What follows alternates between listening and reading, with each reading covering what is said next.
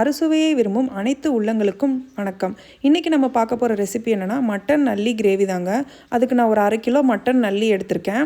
அதுக்குள்ள தேவையான அளவு மஞ்சத்தூள், 1 டீஸ்பூன் இஞ்சி பூண்டு பேஸ்ட் போட்டு தண்ணி அந்த மட்டன் நல்லா மூழ்கிற அளவுக்கு போட்டு ஒரு 10 விசில் எடுத்து வச்சுக்கோங்க.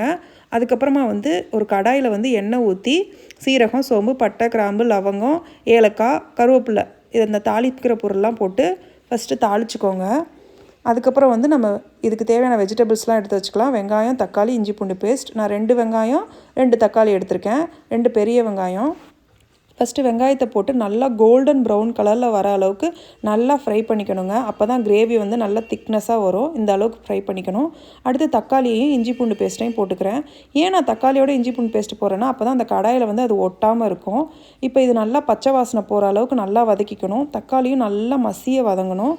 ஒரே ஒரு பச்சை மிளகா போட்டுட்டு தேவையான அளவு உப்பு போட்டிருக்கேன் அது வதக்குறதுக்கு. இந்த மாதிரி நல்லா வதங்கி வந்தால் தான் கிரேவி நல்லா திக்னஸாக வரும்.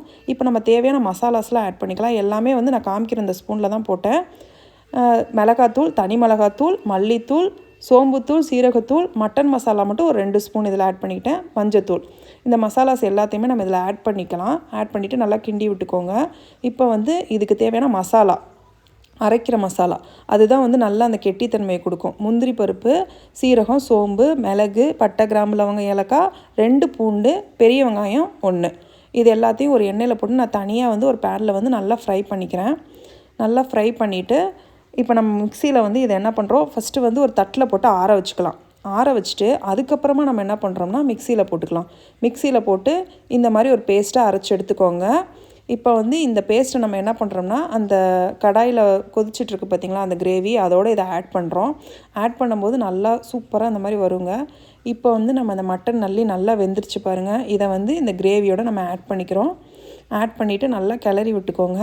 கிளறி விட்டுட்டு கொஞ்சம் எக்ஸ்ட்ரா கொழுப்பும் நான் ஆட் பண்ணிக்கிறேன். கிட்ஸ் கொஞ்சம் விரும்பி சாப்பிடுவாங்க இல்லையா, அதுக்காக. இந்த மாதிரி கொதித்து நல்லா வரும்போது இந்த மாதிரி எண்ணெய் மிதக்கணும். அப்போ நம்ம கொத்தமல்லி போட்டுக்கலாம். செம்ம டேஸ்ட்டாக இருக்குங்க. வீட்டில் ட்ரை பண்ணி பார்த்துட்டு எனக்கு கமெண்ட் செக்ஷனில் சொல்லுங்கள். தேங்க்ஸ் ஃபார் வாட்சிங்.